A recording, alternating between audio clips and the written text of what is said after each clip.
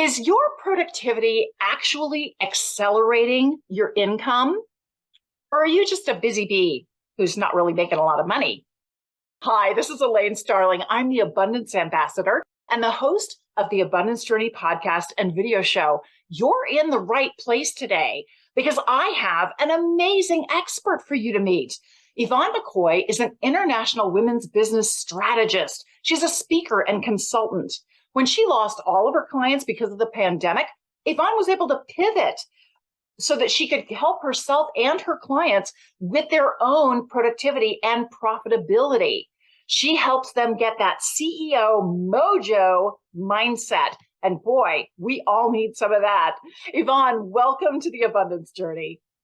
Hey, it is great to be here. It is so good to see you. Yeah, I just love where you're coming from.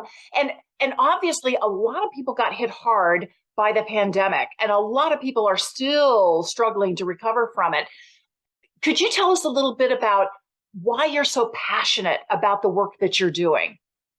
I think one of the reasons I'm so passionate about it as entrepreneurs and as an entrepreneur myself, we put a lot of our heart and soul and energy into our businesses. And because of that, sometimes we have blinders and we can't really see the things that are going to help our business grow because it's like, I know how to make it work. And so we kind of micromanage. And my joke is that, you can micromanage excellent staff into being mediocre, right?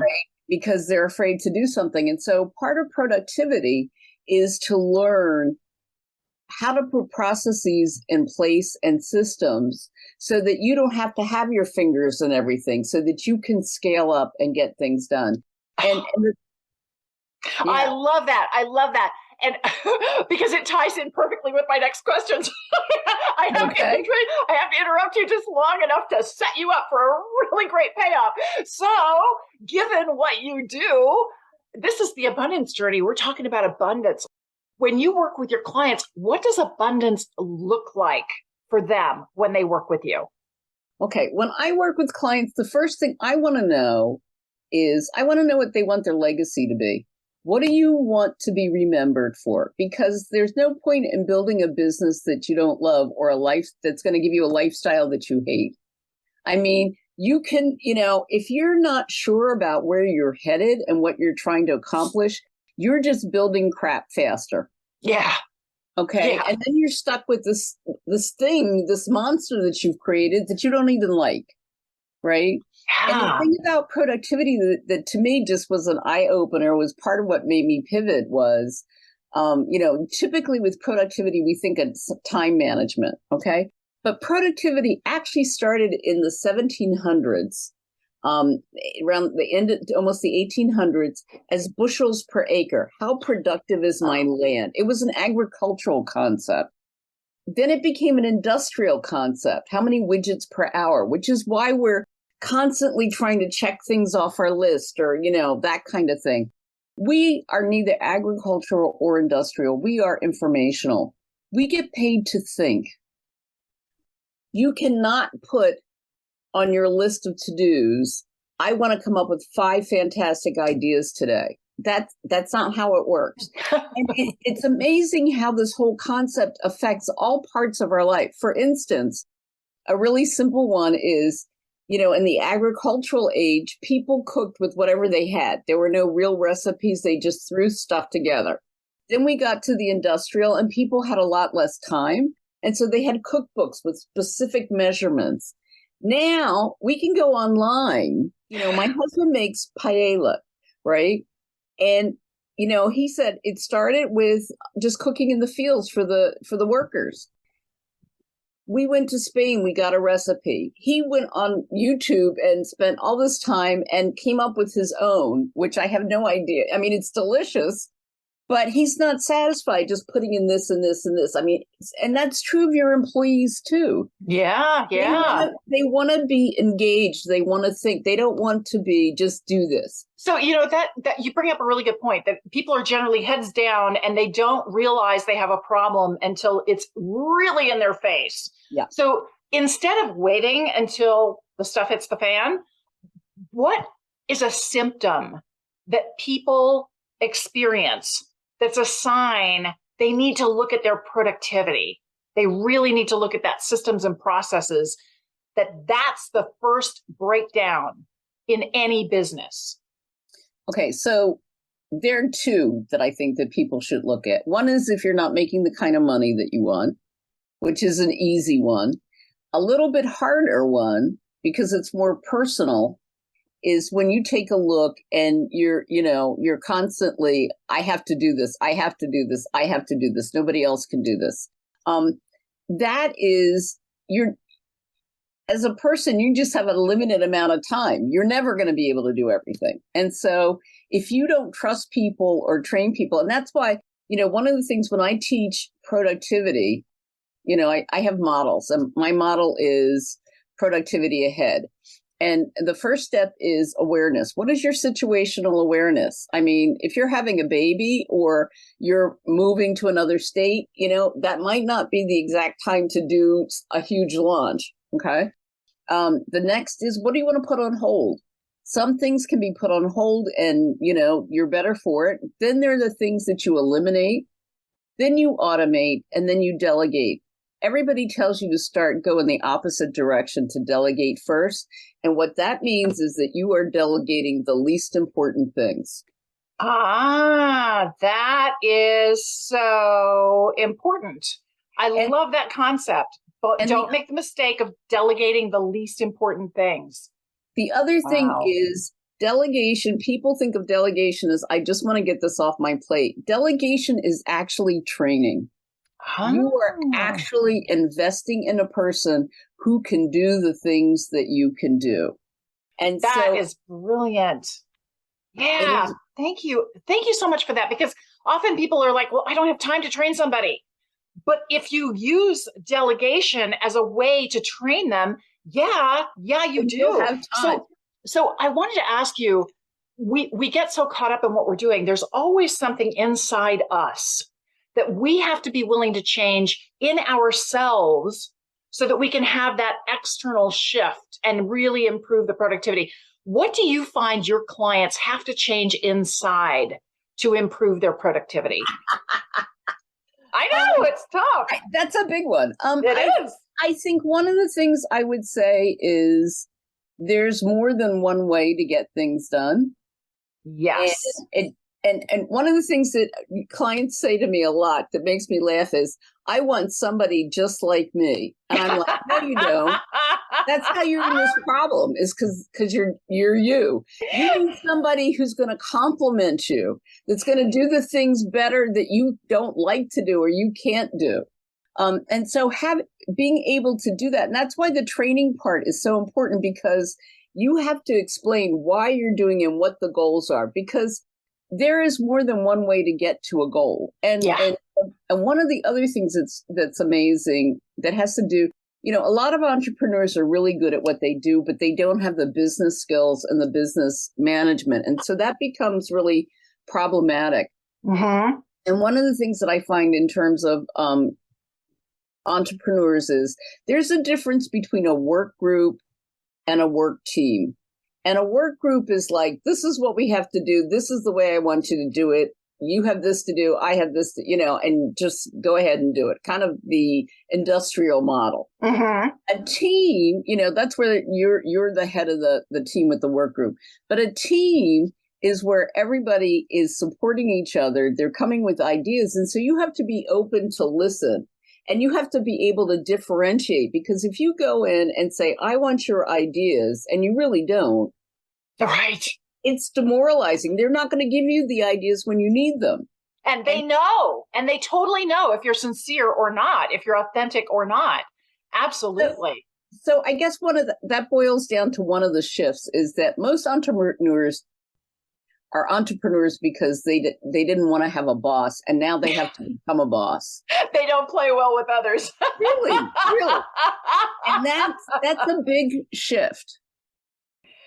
Oh, you have to play well with others. And it's so true, because not only are you playing well with your employees, you're playing well with your clients.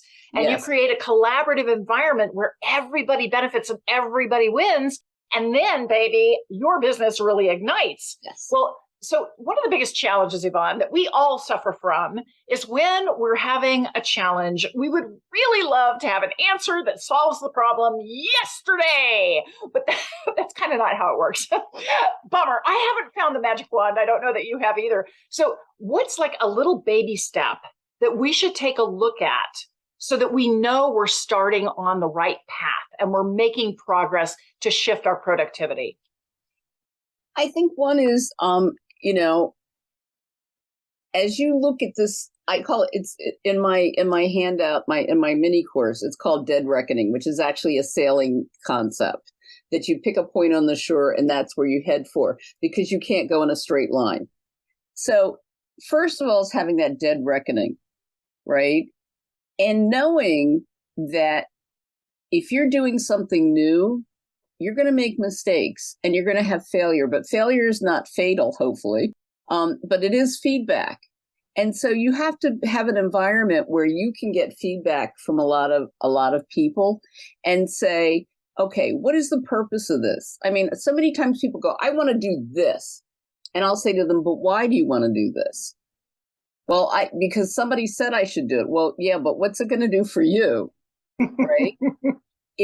Are you coming up with this product because you want it to be a lead magnet? Are you coming up with it because you want it to be a course? It's going to be a core part of your business. You have to know where you're headed. And that way you can, it doesn't mean that you're never going to make a mistake. You're always going to make a mistake. One of the things that happened for me is that I lost like 150 pounds.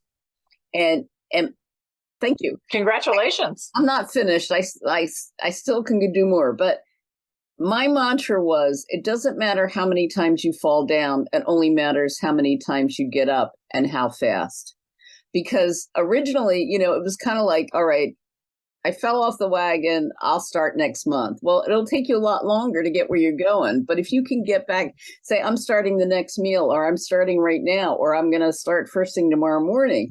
And so having those, an environment, a culture where it's all right to take initiative, try something, and the person makes a mistake and you go, okay, let's take a look at this. Why didn't this work? Why doesn't it fit with what we want? What is it that you were trying to accomplish? Okay. Yeah. So yeah, that is beautiful. I have a 3 seems to be my number, but I call it the 3 Ps. So it's when something goes wrong, look at the procedure, then look at the person, and then try to be proactive. Because, too many times people go, oh, Susan never gets that right, or Bob always does this wrong. Well, maybe there's something wrong with the procedure that they always get it wrong. Right?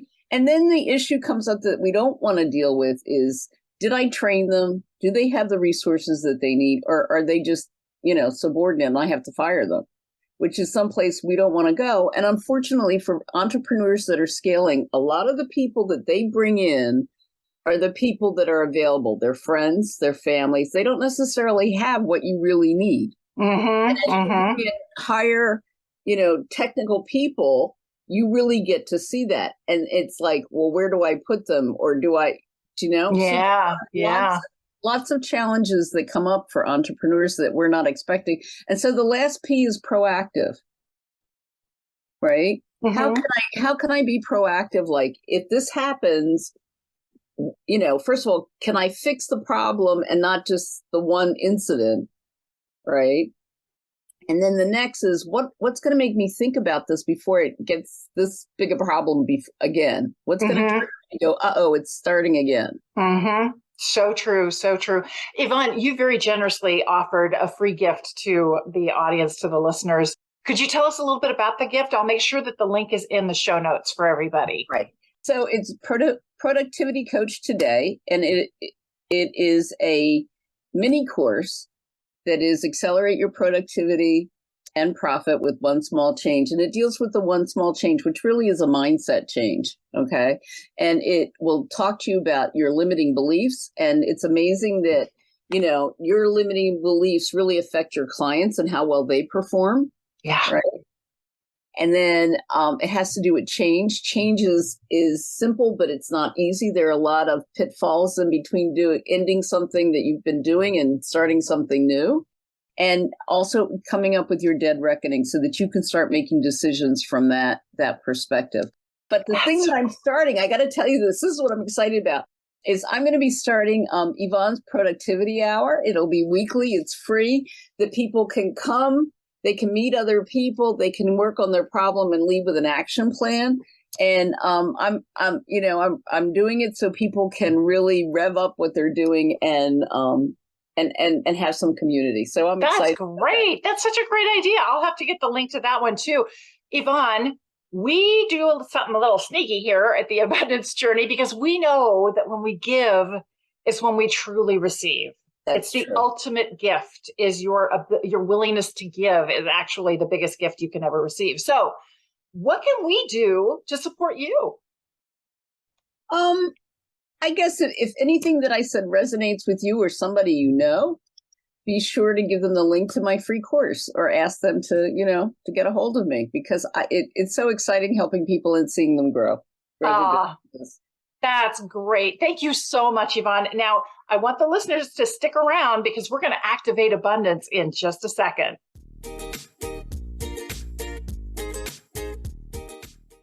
Man, I love Yvonne. I love her energy. I love her just nuts and bolts. She cuts to the chase, baby. And I don't have a ton of time. So I really value people who value my time, who get down to the brass tacks and what I need to focus on so I can really improve my business. That's why I wanted her as a guest on the Abundance Journey. And now it's time for us to activate abundance. Yes, there was so much that Yvonne said that was utterly brilliant. But one of the key things that I want to point out and I want to emphasize, for step one is we're grateful that we have the opportunity to connect with somebody who's so smart and has so many brilliant ideas for us, someone like Yvonne. So step one is gratitude, because gratitude immediately gets you to be more creative. It also connects your energy to Yvonne's and to mine. And we're very high vibe people. So this will help exponentially grow your business. As you grow yourself, your internal growth is reflected by your external growth. So you always look for ways to grow internally. That influences your external growth. Okay, so you didn't know that, but you're getting a twofer. It's really nice. So step one, gratitude. Step two, acknowledge something that Yvonne said that's a real game changer for you in your business. And I'm going to point something out. Now, I'm like a compulsive note taker, so I was writing down almost everything she said. It was so brilliant, and I couldn't wait for the transcript. So I loved when she was saying procedure, person, and proactive. Now, the reason why that's so important is I think usually we get it out of order. We tend to think it's the person, that jerk. He's the problem. But often it has nothing to do with that person and their personality. It has to do with the procedures, the processes, the systems that are in place. I can't tell you how many times I've discovered I've been kind of ticked off with somebody, and I find out later they're computer bombed. They couldn't control their computer bombing. I've had my computer bomb, and I felt terrible before. That's happened to me before. So I loved what she said about putting that into the right order: procedure, person, and then being proactive. So that's the thing I want to acknowledge. And I want to appreciate the difference that it can make in my life. That step three is appreciate. The reason, what I appreciate about it is it gets all of that knee-jerk negative emotion out of the way. I just completely remove that. And instead of doing the blame game, which is so easy to do, right? Oh, it's all his fault. I can't believe he did that. No. Clearly, something in the system or the process might not have been as supportive as it could be. What is the roadblock that's preventing him from contributing at the level that I need?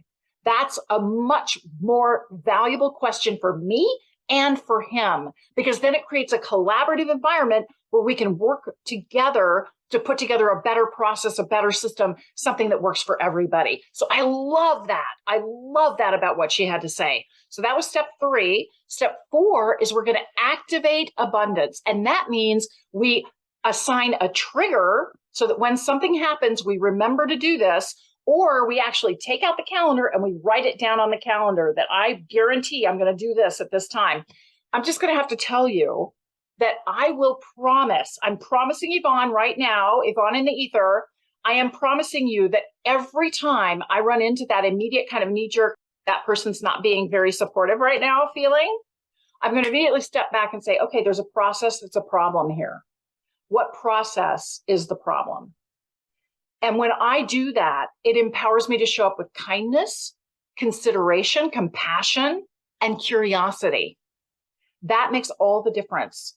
Because when you show up and you're in somebody's face and you're wagging your finger at them, how much do they really want to support you? Like, not at all, right? But when you step back and you can be compassionate and curious and kind to them and ask them, so what were the roadblocks? Is there anything that we can do to improve the system and the processes so it's easier for you to step up? Because it's so valuable. What you do is so valuable to me. I want to make sure that it's easy for you to contribute. That's a totally different message. Of course they want to support you then, right? It creates connection. It fosters collaboration. I love that. I mean, Yvonne's just brilliant, right? She's utterly brilliant. So step 5, celebrate. We got to celebrate. We have grown so much just through one 15-minute conversation with Yvonne. I haven't even done her course yet. I'm so excited to do her free course because I can tell it's just going to make a massive difference in my life and in my business. This is Elaine Starling. I hope you enjoyed today's session, and make sure you tune in again for the next episode of The Abundance Journey. You've been listening to The Abundance Journey Show with Elaine Starling. Visit theabundancejourney.com/podcast gifts to access today's gift, as well as gifts from our other guests. Tune in every week to activate abundance in your life and business. If something resonated with you, please share it with your friends so they can benefit too. Keep activating abundance, and we'll see you in the next episode.